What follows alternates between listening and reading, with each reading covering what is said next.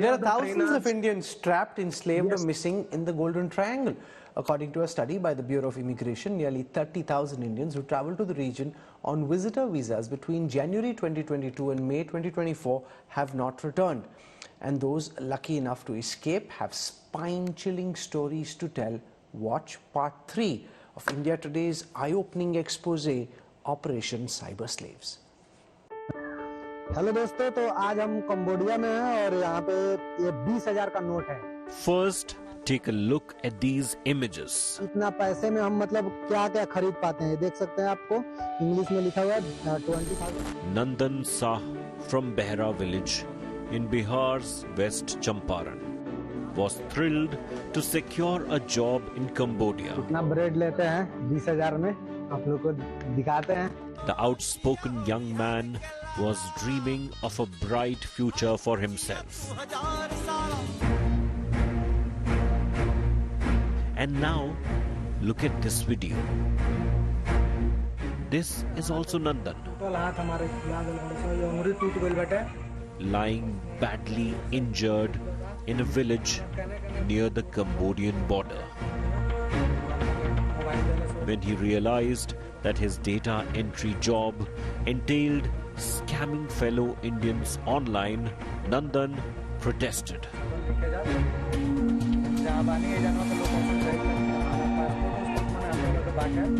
He wanted to return home, and this led to a brutal assault on him.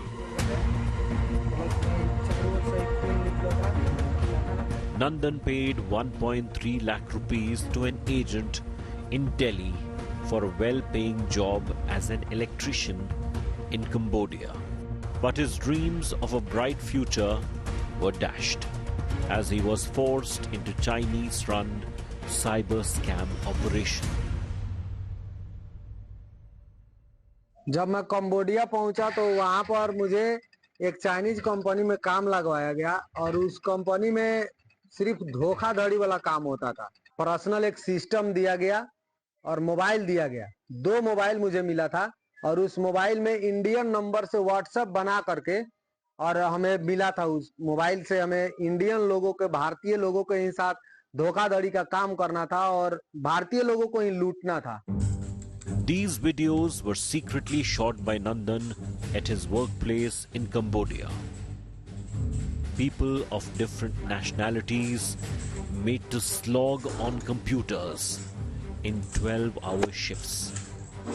In a sprawling housing complex in the Svay Rieng province, the complex had everything: a supermarket, a bar, and a restaurant, and shared flats for the cyber slaves.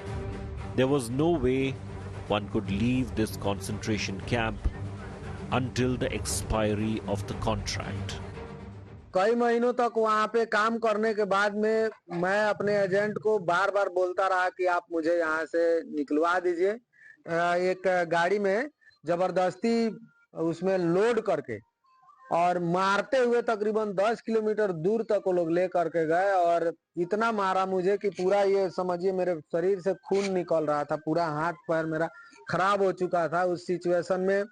और वो जो समय था वो मेरे जीवन का सबसे बुरा समय था। Nandan was left for dead by the roadside. But somehow he managed to survive. Chinese लोगों के द्वारा मुझे बहुत मारा गया। मारकर मुझे पूरा चारों तरफ से मेरा खून निकल रहा था और मुझे एक सुनसान जगह पर फेंक दिया गया। मुझे उस वक्त ये चीज लग रहा था कि मैं अपने परिवार से शायद दोबारा कभी नहीं मिल पाऊंगा। ये चीज मुझे रियलाइज हो रहा था।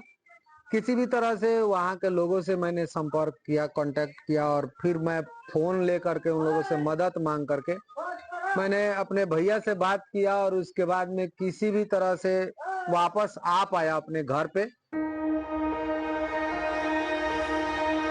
The story of 35-year-old Rohit Sharma from Baijnath in Himachal Pradesh is similar to Nandan's. Rohit worked for Infosys in Chandigarh. After seeing an online post, he contacted RightStep overseas consultants in Chandigarh. They took 30,000 rupees as processing fee and sent him to Cambodia for a data entry job.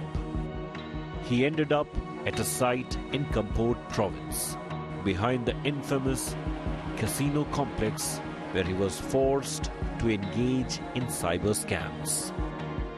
हमारे साथ हमें जैसे 12 लोगों की team होती थी, जिसमें से कोई भी एक कंट्री का नहीं होता था, जिसमें से आपके जो मेन रहता था 12 की टीम में से जो एक मेन रहता था वो रहता था चाइनीज़। बट जो उस कंपनी का एज अ जनरल मैनेजर था उसको हमने देखा था, उसको मैं जानता था, उसको देखा था और बाई फेस ही देखा था, क्योंकि उसको इंग्लिश नहीं आती थी, वो मोस्टली चाइनीज़ लैंग्वेज ही यूज़ करता था। तो मोस्टली वो अपने ट्रांसलेटर साथ में लेके चलता था और साथ में बॉडीगार्ड उसके होते थे। तो उसमें एक टारगेट दिया जाता था कि आपको एक जैसे इंडिया है तो इंडिया को आपको टारगेट करना है और उन्हीं के साथ आपको फ्रॉड करके पैसा ऐंठना है। When Rohit opposed the scam work, he faced inhuman treatment. When Rohit expressed his desire to leave, he was beaten up mercilessly. चौक तक का यूज़ किया, डंडे का यूज़ किया, लास्ट में उन्होंने गन पॉइंट पे मुझे रखा कि वो मुझे ख़त्म कर देंगे, वो मुझे नहीं छोड़ेंगे और मुझे मार के समुद्र में फेंक देंगे। पर पता नहीं, मैं उनके हाथों गिड़गिड़ाया, उनके मतलब उन्होंने मुझे मारना जारी रखा, कोई लात, कोई घूंसे, कोई उनके बॉडीगार्ड्स मारे जा रहे, उस मैनेजर्स के हाथ में जो स्टूल आ रहा वो स्टूल मुझे मारे जा रहा, उन्होंने बेसबॉल के डंडे लिए थे उससे मारे जा रहे, मुझे सर पे मारे जा रहे, मुझे हाथों काफ़ी निशान आए थे, मतलब आंखें तक की काली हो गई थी मेरी। उन्होंने मुझे पूरे 2 दिन उन्होंने मुझे सोने तक नहीं दिया। The goons then dumped Rohit at the airport in a half-dead state. उन्होंने मुझे गाड़ी में बिठाया और मेरा पासपोर्ट मेरे सामने ही फाड़ दिया, गाड़ी में बिठाया। ड्राइवर ना इंग्लिश जानता था, ना हिंदी जानता, ना मेरी लैंग्वेज उसको समझ आ रही थी, ना मुझे उसकी। उस टाइम मैं बहुत डरा हुआ था। उन्होंने गाड़ी के साथ मेरे सामान के साथ गाड़ी में बिठा दिया और उन्होंने मुझे ले जाके एयरपोर्ट पे छोड़ दिया, बिना किसी कागज़, बिना किसी पासपोर्ट, मतलब मेरी कोई आइडेंटिटी नहीं थी वहाँ पे। But Rohit used his family connections and somehow managed to return to India. With Abhishek in West Champaran, Ashok Raina in Kangra and Nitin Jain, a special investigation by India Today.